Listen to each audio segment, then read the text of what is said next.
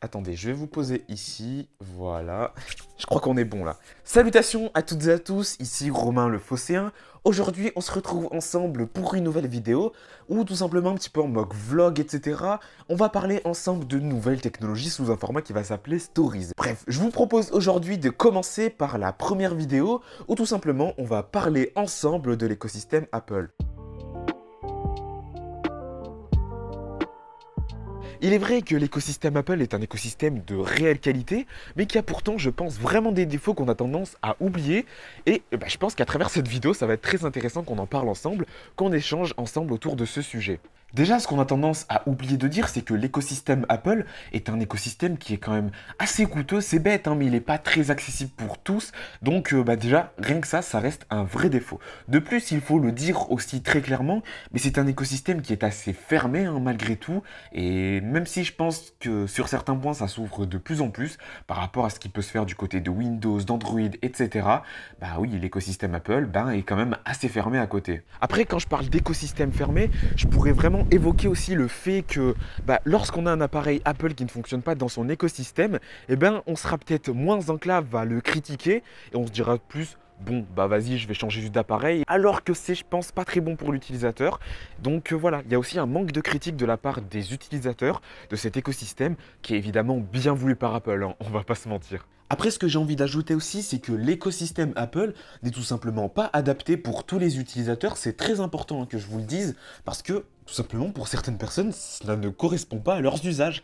Donc c'est aussi important de le noter. Et ça reste aussi un défaut, mine de rien. Enfin, c'est une réalité en fait.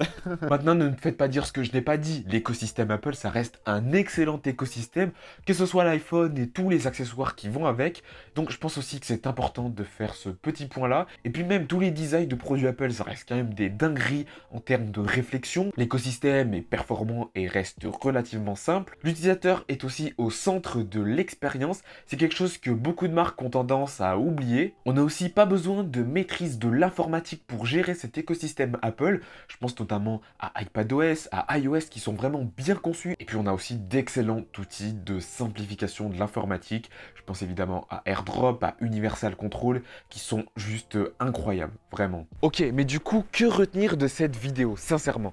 Parce que je pense que, ok, l'écosystème Apple est bien, oui, il a vraiment de bons côtés, mais il a aussi de mauvais côtés comme tous écosystèmes.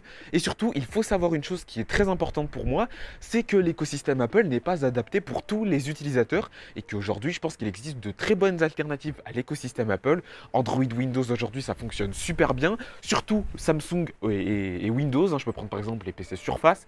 Aujourd'hui, on a de très bonnes alternatives à l'écosystème Apple, ce qui fait que tout simplement, il faut prendre en compte qu'il n'y a pas que l'écosystème Apple qui est bien. Et malgré le fait que moi, je sois un vrai fan de cet écosystème, que je le trouve vraiment excellent, ce n'est pas parce que je le trouve excellent, que nous, en tant que créatifs, on le trouve excellent, que vous allez le trouver excellent. Donc voilà, c'est quelque chose vraiment que j'avais envie de mettre en avant et de vous partager tout bêtement. Voilà, je crois que je vais terminer cette story sur ça. Si ça vous a plu, n'hésitez pas à me dire en commentaire ce que vous en pensez. Et puis voilà, je pense qu'on se retrouve très bientôt pour une prochaine vidéo. On se dit à très vite. Allez, salut!